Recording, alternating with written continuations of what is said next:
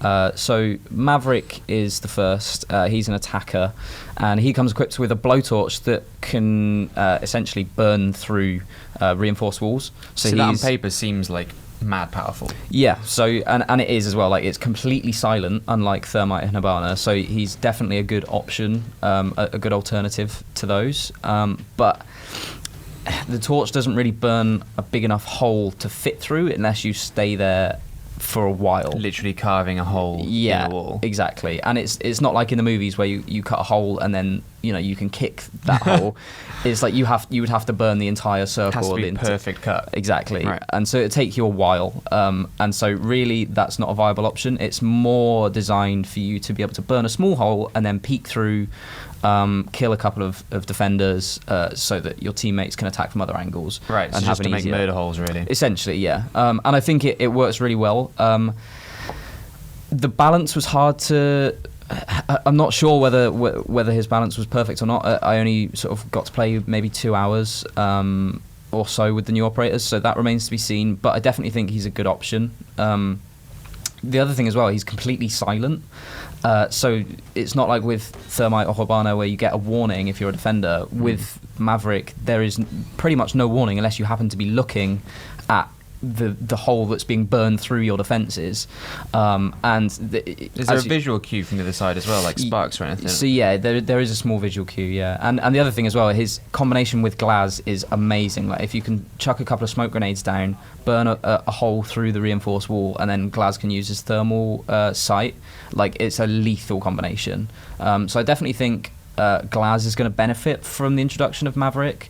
I think Thermite and Hibana's pick rate will probably go down, although I don't think, even though on the face of it he is an alternative to them, I think you probably do still need to be packing one of those if you want to be a truly effective team. Because Hibana's a bit... They make a much bigger hole and a bit more dynamic, and obviously Thermite has the benefit of actually breaching an entire wall. Yeah, exactly. So it kind of fits in that middle ground somewhere, it feels. Exactly, yeah. But I do think the effect on the meta, I think, will be seen more on the defensive side, because as it stands, Maverick doesn't have any counter. So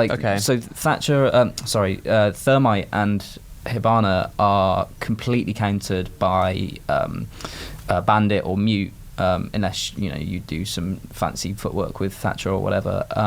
But Maverick isn't affected by Bandit or Mute. So because he uses a tool, not a gadget, right? Exactly. Yeah, it's not an electronic device. So at the moment, like, even though I don't think he's like hugely powerful because the holes he creates are quite small, there is no counter at the moment. So it'll be interesting to see whether the meta does shift in his favour and against those of Mute and Bandit, which I think Mute in particular is one of my favourite operators and is my usual go-to. Like, I tend to main Mute on defence, so unlucky to me, I guess.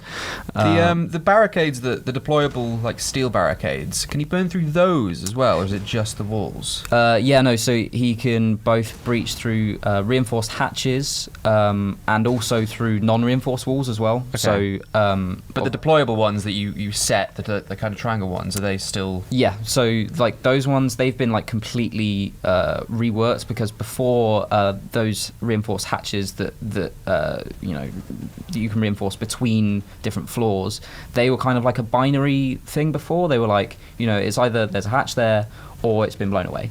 Whereas now they've had to rework that, obviously, because this is less of a binary tool. Like, this is, the hole gets burned where you're aiming, and so he can burn through those, but again, you're creating your own hole.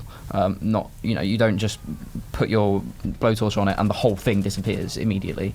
So they've had to rework some stuff in the sort of like background of the game in order to make that happen. But from what I played, sort of 2 or 3 hours, it worked really well. I'm really interested to see the effect he has on the meta, and I think the shift created by him will be far greater than what's created by Clash.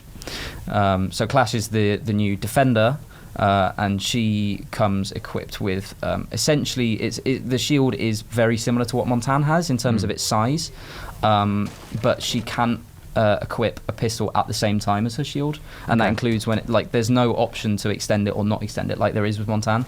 It's always extended, but it does have like an electronic zapper that slows down enemies and deals a small amount of damage. And although that the range on it is quite limited, and you run out of it's not like an ammo thing; it's like a cooldown meter.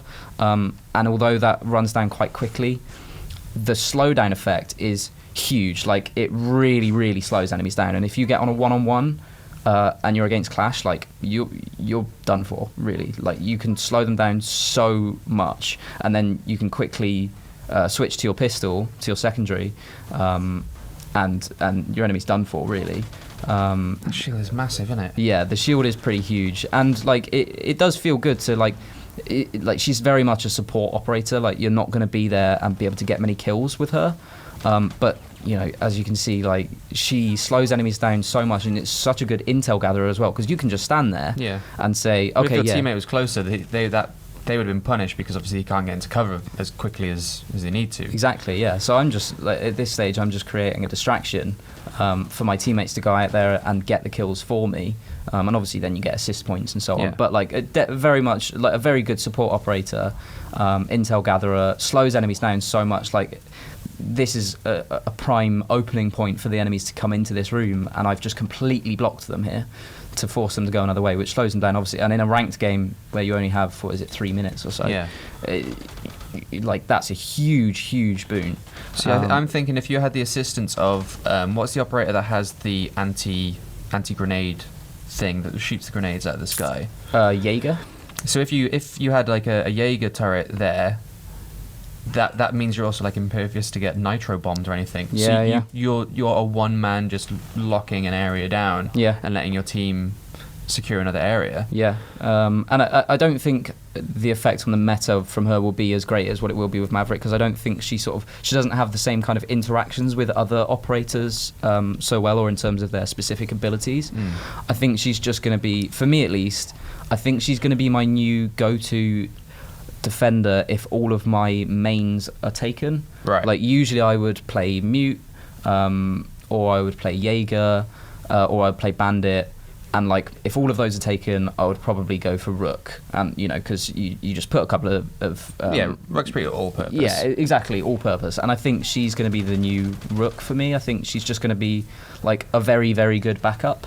Right. I don't think she's going to become essential.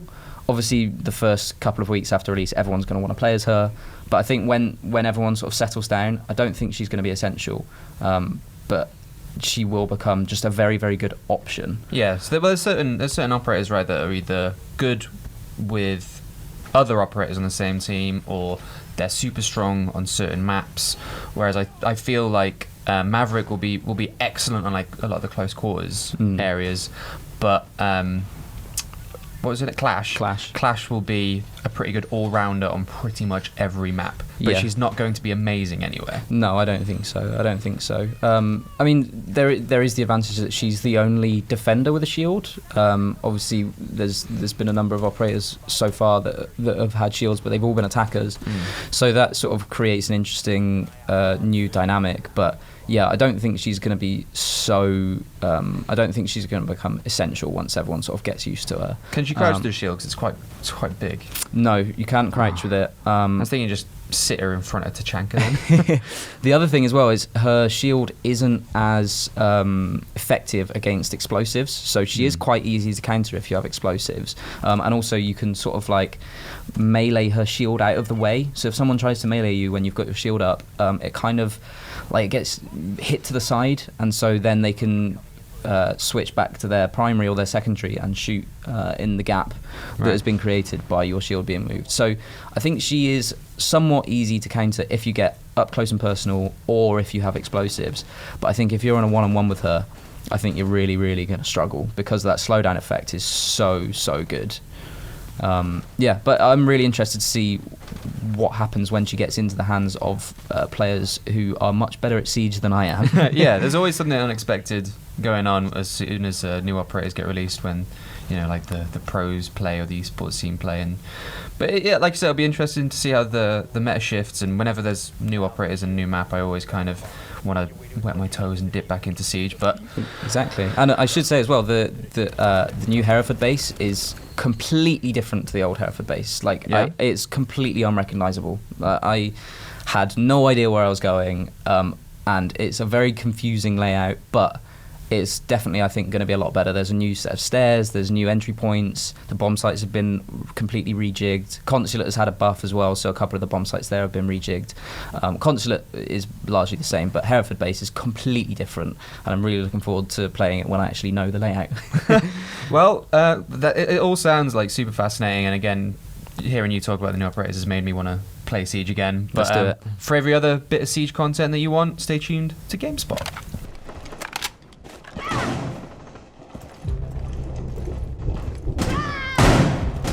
Last operator standing.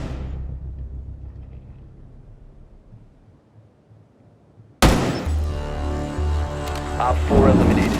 Friendly mission successful. Like and share if you enjoy the video and think others might benefit from this, and of course subscribe and hit the notification button if you are new to the channel and want to be notified every time I post a video.